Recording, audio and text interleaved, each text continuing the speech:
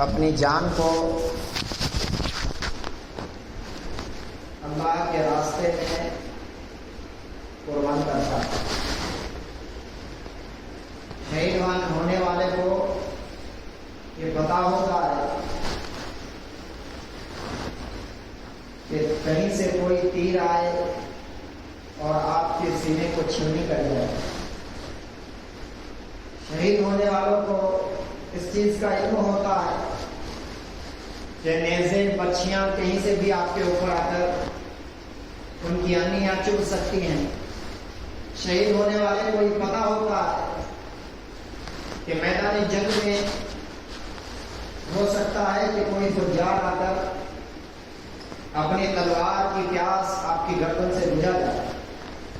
تو اس لحاظ سے اگر دیکھا جائے تو شہادت بہت مشکل اور سخت ترین چیز ہے، لیکن شہادت آسان بھی ہے۔ آسان کس لحاظ سے؟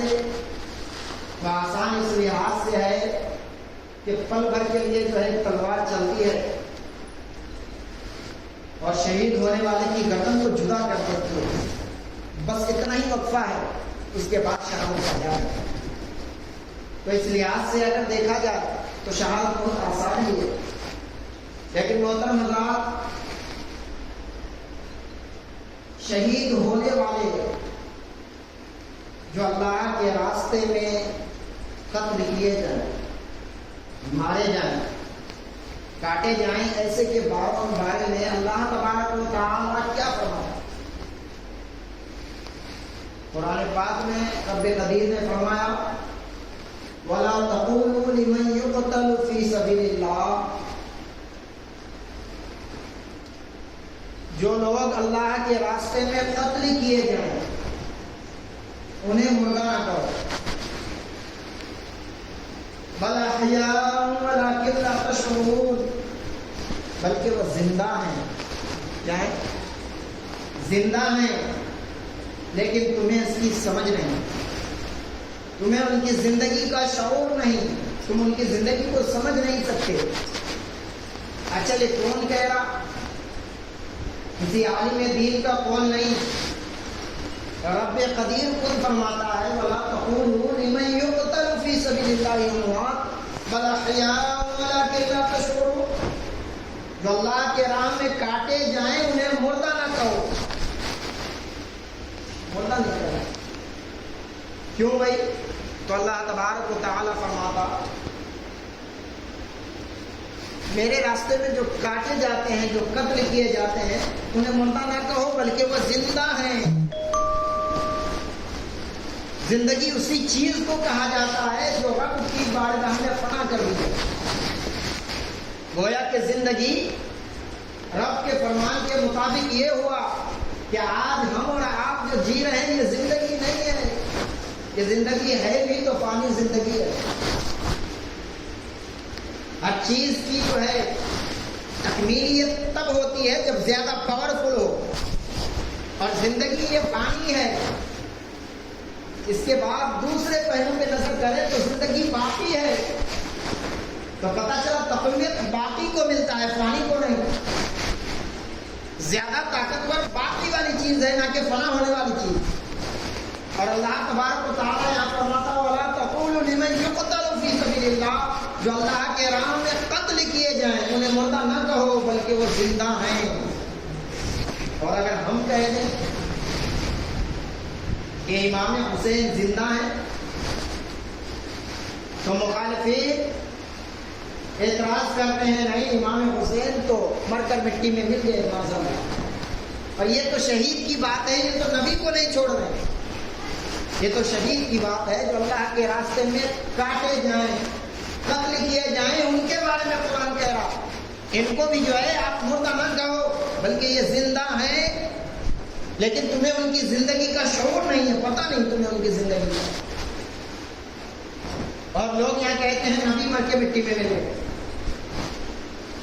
نبی مردہ ہے، معاذ اللہ نبی پاک علیہ الصلوۃ والتسلیم کی ذات پر انگلیاں اٹھاتے ہیں، اور یہاں قرآن شہیدوں کے بارے میں کہہ رہا ہے انہیں بھی مردہ نہ کہو۔ نبی تو بڑی چیز ہے، نبی تو اللہ کا محبوب ہے، ان کی بات تو قرآن پاک میں پھر رب تبارک و تعالیٰ نے ویسے ہی فرما دیا. ان کے بارے میں حدیث پاک میں بھی آتا ہے کہ انبیاء کے جو جسم ہے زمین پر حرام کر دیا گیا کہ زمین اسے کھائے. یعنی جو انبیاء ہیں ان کو زمین کھا نہیں سکتی. اور یہ کہتے ہیں نبی مر کے مٹی میں مل گئے. مردود وہ تمہارا نبی ہوگا جو مر کے مٹی میں مل جاتا ہے. ہمارا نبی کل بھی زندہ تھا, آج بھی زندہ ہے, تو قیامت تک زندہ رہے گا. اسی لیے آج سرکار نے ہمیں عقیدہ دیا ہے تو زندہ ہے واللہ, تو زندہ ہے واللہ, میری چشم عالم سے چھپ جانے والا. یہ ایسی بات ہے ہماری آنکھوں میں وہ بینائی نہیں ہے کہ ہم دیکھ سکیں نبی پاک کو. گویا کہ اعلیٰ حضرت سرکار ہمیں یہ درس دے رہے ہیں. نبی جو ہے وہ کل بھی زندہ تھا, آج بھی زندہ ہے, تا قیامت تک زندہ رہے گا. یہ اور سی بات ہے ہماری نگاہوں کے پردے پڑے ہیں, ہم دیکھ نہیں سکتے. اور رب تبارک و تعالیٰ یہاں شہید کے بارے میں کہہ رہا ہے انہیں مردہ نہ کہو بلکہ وہ زندہ ہیں, لیکن تمہیں ان کی زندگی کا شعور نہیں. اچھا اتنا ہی قرآن نے نہیں کہا کہ وہ زندہ ہیں انہیں مردہ نہ کہو, بلکہ رب تبارک و تعالیٰ تمام بندوں کے ذہن کو جانتا ہے کہ کچھ ایسے میرے گندے بندے بھی رہیں گے جو یہ کہیں گے کہ شہید مر کے مٹی میں مل گئے. جو نبی کو نہ چھوڑے وہ نواسائے نبی کو کیسے بخشیں گے؟ تو ہو سکتا ہے کہ کل قیامت سے پہلے جو ہے کوئی یہ کہے شہید مر کے مٹی میں مل گیا. تو رب نے تو ایک جگہ کہہ دیا تھا کہ انہیں مردہ نہ کہو بلکہ یہ زندہ ہیں. تو یہ حکم ہی کافی تھا ایمان والوں کے لیے کہ شہیدوں کو مردہ نہ کہا جائے. لیکن رب تبارک و تعالیٰ نے صرف نہ کہنے پر پابندی نہیں لگائی. اچھا نہیں کہنے کا مطلب یہ ہے کہ زبان نہ ہلائے, شہیدوں کے بارے میں زبان نہ کھولے کہ وہ مردہ ہے, لیکن ذہن میں تو سوچ سکتا ہے کہ امام حسین مارے گئے, کاٹے گئے, ختم ہو گئے, برباد ہو گئے, زندہ نہیں ہے. ذہن میں سوچ سکتا ہے. تو رب تبارک و تعالیٰ نے دوسرا فرمان بھی نازل فرمایا اور کہا وَلَا تَحْسَبَنَّ الَّذِينَ قُتِلُوا فِي سَبِيلِ اللَّهِ أَمْوَاتٌ بَلْ أَحْيَاءٌ عِندَ رَبِّهِمْ يَرْزُقُونَ. کہ اے میرے بندو صرف یہ نہ سوچو, یہ نہ سمجھو کہ صرف نہ کہنے سے کام چل جائے گا. شہیدوں کو مردہ نہیں کہیں گے کام چل جائے گا, رب کے حکم پہ عمل ہو جائے گا. اب میں ایک دوسرا تمہیں حکم دیتا ہوں کہ تم اپنے ذہنوں میں, تم اپنے وہم و گمان میں بھی نہ سوچو کہ یہ مردہ ہے. شہیدوں کے بارے میں تم اپنے ذہن میں بھی نہ لاؤ کہ یہ مردہ ہیں, بلکہ یہ تو زندہ ہیں اور اپنے رب کے پاس رزق پاتے ہیں. اچھا رزق کون کھاتا؟ جو زندہ ہے وہی تو کھاتا ہے. گویا کہ رب تبارک و تعالیٰ نے ہمیں مجاز دے دیا کہ رزق زندوں کے لیے ہوتا ہے. لہذا تم ہمارے شہیدوں کو صرف مردہ نہ کہو نہیں, بلکہ ذہن میں بھی نہ لاؤ کہ یہ مردے ہیں, بلکہ یہ زندہ ہیں اور ہمارے پاس رزق بھی پاتے ہیں, ہم انہیں رزق بھی عطا کرتے ہیں. یہاں سے فل فائنل یہ بات ثابت ہو گئی کہ اللہ کے راہ میں جو قتل کیے جائیں, جو شہید ہو جائیں, انہیں مردہ نہ کہا جائے نہ سوچا جائے, نہ کہا جائے اور نہ ہی ذہن میں یہ سوچا جائے کہ یہ مردے ہیں. ذہن پہ بھی پابندی لگ گئی. آپ شریعت کے احکام اٹھا کر دیکھیں, زبان پر بہت ساری چیزوں پہ پابندی ہے لیکن ذہن پہ پابندی نہیں. ذہن کہیں بھی بھٹک سکتا ہے, لیکن رب نے یہاں پہ ذہن پہ بھی پابندی لگا دی. ذہن پہ ذہن کو بھی قید کر دیا کہ یہ جو میرے راستے میں قتل کیے جاتے ہیں میرے محبوب ہیں, لہذا ان کے بارے میں تم یہ صرف کہو نہیں, سوچو بھی مت کہ یہ مردہ ہیں, سوچو بھی مت کہ یہ مردہ ہیں. اللہ اکبر, کیا درجہ ہے شہیدوں کا. اچھا جو رب کی بارگاہ میں شہید ہوتے ہیں انہیں درد کا احساس بھی نہیں ہوتا, انہیں درد کا احساس بھی نہیں ہوتا. اب آپ سوال کریں گے مولانا کسی کا ہاتھ کٹ رہا, لٹک رہا ہے, کسی کے سینے پہ جا کے جو ہے تیر چبھ رہے ہیں, کسی کے سینے پہ جو ہے نیزے کی انیاں چبھ رہے ہیں, اور آپ کہہ رہے ہیں کہ شہیدوں کو درد نہیں ہوتا. یہ تو ایک اچنبے والی بات ہو گئی کہ کسی کو تلوار لگے, ہاتھ کٹے, کسی کا بازو کٹے, کسی کے پیٹ کو سوراخ کیا جائے, کسی کے سینے کو چھلنی کیا جائے اور اسے درد ہی نہ ہو. یہ تو بڑی تعجب والی بات کر دی آپ نے. تو میں آپ کو پھر اس واقعے کی طرف لے کر چلوں گا، حضرت یوسف علیہ الصلوۃ والتسلیم کے اس واقعے کی طرف. جب حضرت یوسف علیہ الصلوۃ والتسلیم مصر میں تھے، خوبصورتی کا عالم کیا ہے آپ سب جانتے ہیں. حضرت یوسف کو اللہ تبارک و تعالیٰ نے بے شمار خوبصورتی عطا فرمائی. اور خوبصورتی کیسی؟ آئیے تاریخ بتائیے، ملاحظہ کیجیے. خوبصورتی ایسی کہ زلیخا جو ہے حضرت یوسف علیہ السلام کی دیوانی ہوئی. مصر کی عورتوں نے تانا دینا شروع کیا. ایک غلام سے محبت خود ملکہ ہو کر غلام کے اوپر دیوانی ہو گئی. تجھ پر تعجب ہے. یعنی کوسنے والوں نے زلیخا کو خوب کوسا. اگر تمہیں محبت ہی کرنی تھی تو کسی شہزادے سے کرتے، کسی بادشاہ سے کرتے. نوکروں سے محبت، غلاموں سے محبت، یہ کیسی دیوانہ پن ہے تمہارا؟ تو زلیخا نے اگرچہ زبان سے کچھ جواب نہ دیا، لیکن کہا اے میری سہیلیوں آؤ تمہیں دعوت پہ بلاؤں، تمہیں دعوت پہ بلاتی ہوں. اچھا ایک ٹائم رکھا گیا، دعوت پہ عورتوں کو بلایا گیا. جن لوگوں نے تانے دیے تھے زلیخا کو، ان عورتوں کو بلایا گیا. دسترخوان لگا دی گئی، دسترخوان پر پھل فروٹ سجا دیے گئے. ساتھ ساتھ ایک چاقو بھی دیا گیا اور کہا جب میں کہوں تو اپنے پھلوں کو کاٹنا شروع کر دینا. جب میں حکم دوں اپنے پھلوں کو کاٹنا شروع کر دینا. اتنے میں حضرت یوسف علیہ الصلوۃ والتسلیم کو جو ہے دعوت نامہ بھیجا جاتا ہے کہ آپ تشریف لے آئے.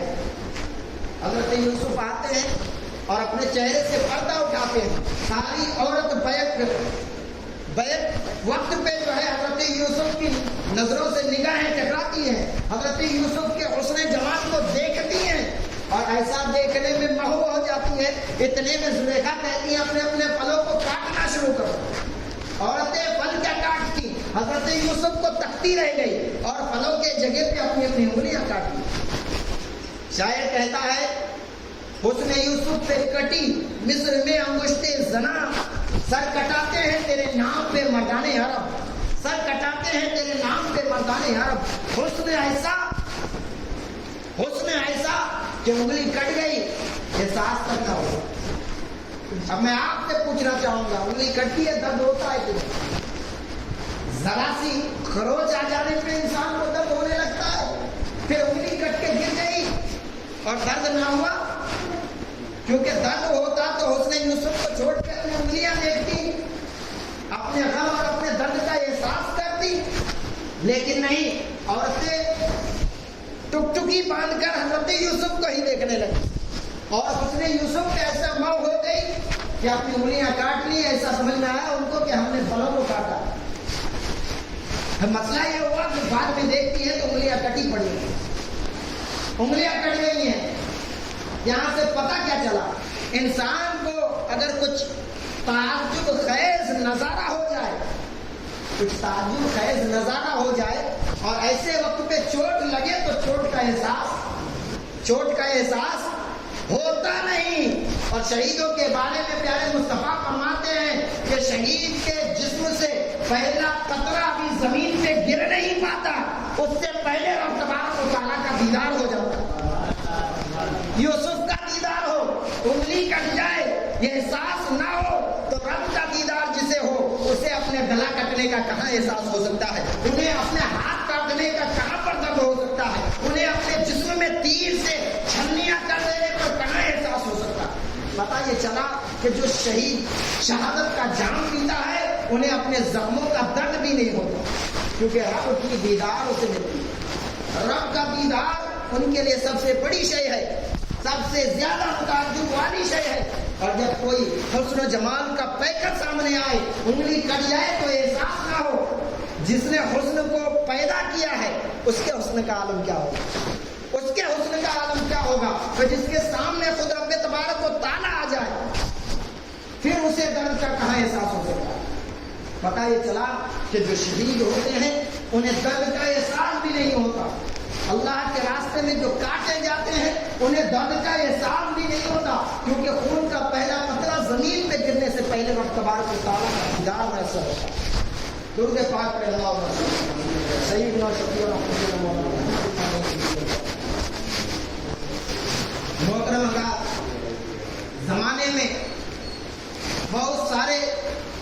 شہیدان شہید ہوئے،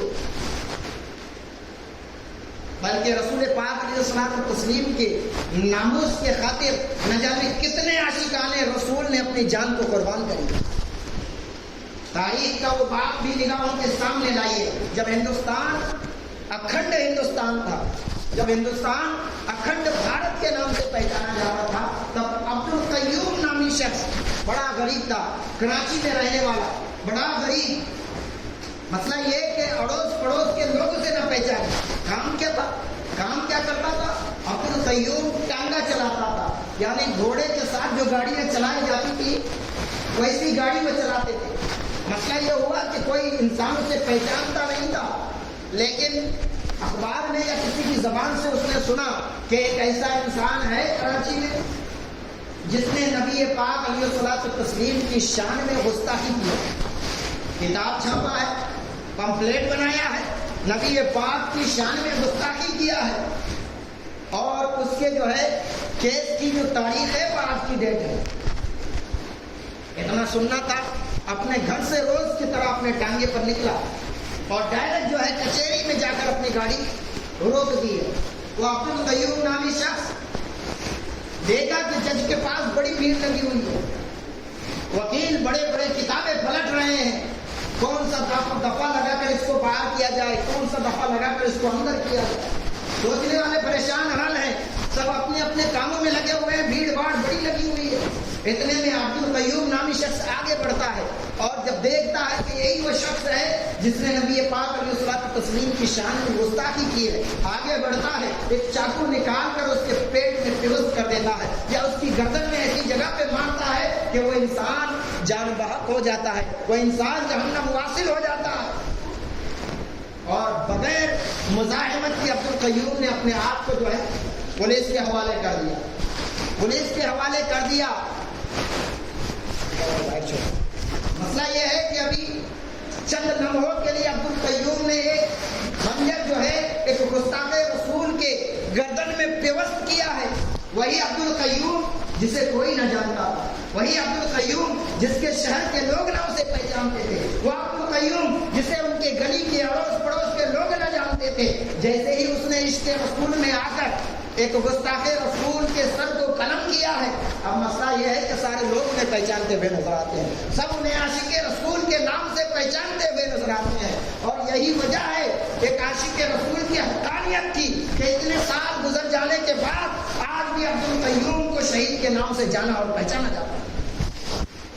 عبدالقیوم سے بڑے بڑے بیرسٹر آ کر ملے، وکیل، وزرا، جج سبھی آ کر ملے، مسلمان جو ایک دوسرے مسلمان کے ہمدرد ہیں، دوسرے مسلمان کے پریشانیوں میں غموں میں کام آنے والے ہیں، بڑے بڑے لوگ آئے اور کہا ہے عبدالقیوم اپنا بیان نامہ بدل ڈالو، تمہیں بچا لیا جائے گا، تم یہ کہہ دو کہ یہ خون میں نے نہیں کیا ہے، یا یہ کہہ دو کہ میں اپنے ہوش و حواس میں اس قتل کو نہیں کیا ہے، تمہیں بچا لیا جائے گا۔ بڑے بڑے بیرسٹر آئے، بڑے بڑے وزراء آئے، بڑے بڑے جج آئے اور کہا ذرا سا بیان تبدیل کر دو، تمہیں بچا لیں گے۔ لیکن عبدالقیوم نے کہا بڑے سستا سودا، مہنگے سودے کو بڑے سستے میں نے خریدا ہے، اور تم کہتے ہو بیان بدل دوں، تم کہتے ہو بیان بدل دوں۔ پورے زندگی میں میرے پاس اپنے رب کو دکھانے کے لیے کوئی نامہ اعمال نہیں، صرف ایک ہی تو نیکی کری ہے، صرف ایک ہی نیکی جان بوجھ کے تو کیا ہے کہ گستاخ رسول کو میں نے قتل کیا ہے، اور اس کا جو ہے میں بیان ہی بدل دوں کہ نہیں میں نے قتل کیا نہیں۔ عبدالقیوم چاہتا یہ ہے کہ رب جب مجھ سے پوچھے اے عبدالقیوم دنیا سے لایا کیا ہے، نامہ اعمال میں کون سی نیکی ہے، تو کہہ دوں گا مولا میرے پاس کوئی نیکی نہیں، بس تیرے محبوب پاک کی شان میں کسی نے گستاخی کیا تھا اور یہ مجھ سے برداشت نہ ہو سکا، اس لیے میں نے اس کے سر کو قلم کر دیا ہے، یہی نامہ اعمال میرے پاس ہے مولا، تو چاہے تو اپنی جہنم عطا کر دے، تو چاہے تو مجھے جنت عطا ہو۔ تو کہنے کا مطلب اور مقام یہ ہے کہ شہادت ایک ایسی چیز ہے جس انسان کو کل تک کوئی نہ جانتا تھا، آج بڑے بڑے لوگ، بڑے بڑے بیرسٹر، بڑے بڑے جج جو ہے ان کے قدموں میں آ کر کہتے ہیں اپنے جو ہے جذبات بدل دو، اپنے بیانات بدل دو، تمہیں بچا لیا جائے گا۔ لیکن وہاں عاشق رسول عبدالقیوم اس نے کہا مجھے جان پیاری نہیں ہے، نبی پاک علیہ الصلوۃ والتسلیم کے گستاخ کو میں نے مارا ہے، یہ تو فخر والی بات ہے کہ میں بآواز بلند لوگوں کو بتاؤں کہ ہاں میں نے مارا ہے گستاخ رسول کو، اور تم کہتے ہو میں بیان بدل دوں، تم کہتے ہو میں اپنے بیان کو چینج کر دوں؟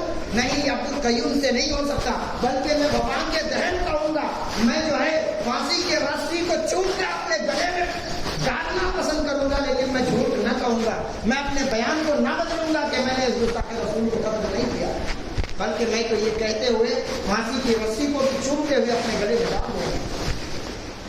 محترم حضرات، کہنے کا مطلب اور مقام یہ ہے کہ شہادت ایک ایسی چیز ہے کہ بہت آسان بھی ہے اور بہت سخت ترین بھی، بہت آسان بھی ہے اور بہت سخت ترین بھی، اور شہادت کا جام جب ایک بندہ پی لیتا ہے تو پھر رب سے زیادہ قریب ہو جاتا ہے، اپنے رب کے بہت زیادہ قریب ہو جاتا ہے، اور ہر ایک انسان یہی تو چاہتا ہے کہ میرا رب مجھے پسند کر لے، میرا رب مجھے محبوب بنا لے، میرا رب اپنے محبوبوں کے لسٹ میں میرا نام ڈال دے، یہ ہر ایک انسان چاہتا ہے۔ محترم حضرات، شہادت کا مطلب صرف یہ نہ ہوا کہ اپنے جان کی قربانی آپ جو ہے رب کی بارگاہ میں پیش کر دیں، آج اگر اس چیز کی ضرورت نہیں ہے تو دوسری چیزیں ہیں، اپنے وقت کو اپنے رب کی بارگاہ میں قربان کرو، اپنے اعمال کو بنانے کے خاطر اپنے رب کی بارگاہ میں حاضری پیش کرو، یہ بھی ایک قربانی ہے، اپنے اندر جو آنا ہے، جو بغض ہے، جو دشمنی ہے، اسے باہر نکال پھینکو، یہ بھی رب کی بارگاہ میں دیا ہوا ایک قربانی کی طرح ہے،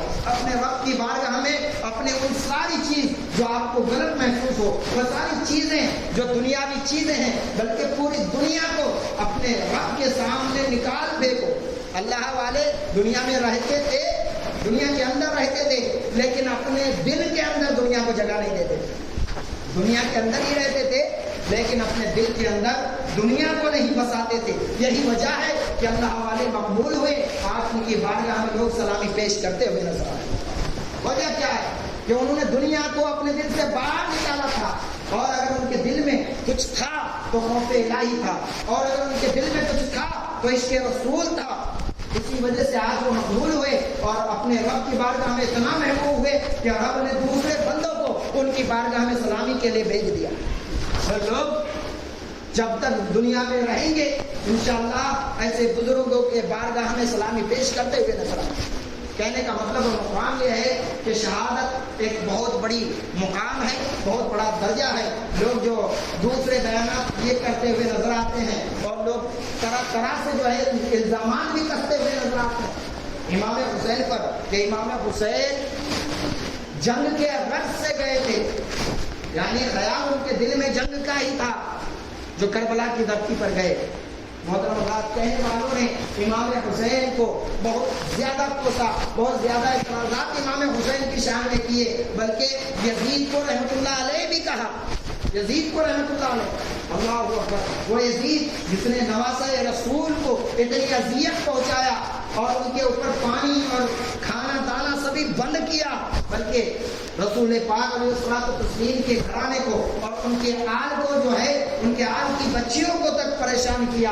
اللہ اکبر، ایسے شخص کو کوئی اگر رحمۃ اللہ علیہ کہے تو آپ خود ہی اندازہ لگا لیں کیا وہ انسان ایمان والا ہو سکتا ہے؟